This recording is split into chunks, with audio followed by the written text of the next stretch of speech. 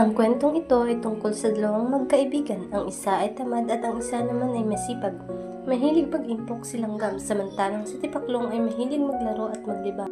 Isang umaga, abalang-abala ang lahat, lalo na si Langgam.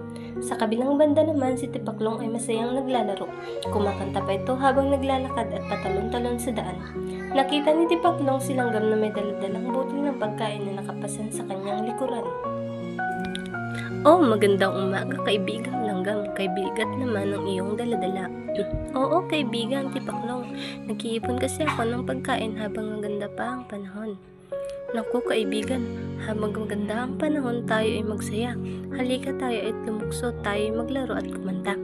"Pasensya na, kaibigan. Kailangan kong mag-impok ng pagkain para sa darating na tag-ulan. Ako'y hindi magutom. Kailangan kong maghanda para sa darating na tag-ulan." Hindi na lamang pinansin ni Tipaklong si Langgam. Nagpatuloy pa rin siya sa kanyang ginagawa, samantalang si Langgam naman ay walang tigil sa paghakot ng pagkain. Pakalipas ang ilang mga araw, dumating na ang taglamig at tag-ulan. Ulan sa umaga, ulan sa hapon at sa gabi. Lumakas ang hangin sabay ang pagbuhos ng malalakas na ulan. Ginaw na ginaw at gutom na gutom ang kaawa-awang Tipaklong. Naalala niyang puntahan ng kaibigang si Langgam. Paglipas ng bagyo, pinilit ni Tipaklong na marating ang bahay ni Langgam, kahit na siya ay hinang-hina at wala pang laman ang sigmura. Wala na ang dating sigla ng masayahin si Tipaklong. Tok tok tok. Pagbukas ng pinto, nagulat si Langgam sa kanyang nakita.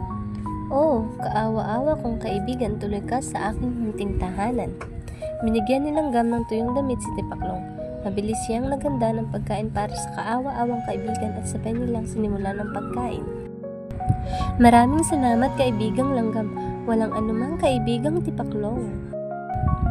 Kaya naman, magmula noon natutunan na ni Tipaklong na mag-ipon ng pagkain. Tinutulungan na niya si Langgam na maghakot ng pagkain upang sa darating na tag-ulan sila ay mayroong makakain at masisilungan kasama ang kanyang kaibigang si Langgam.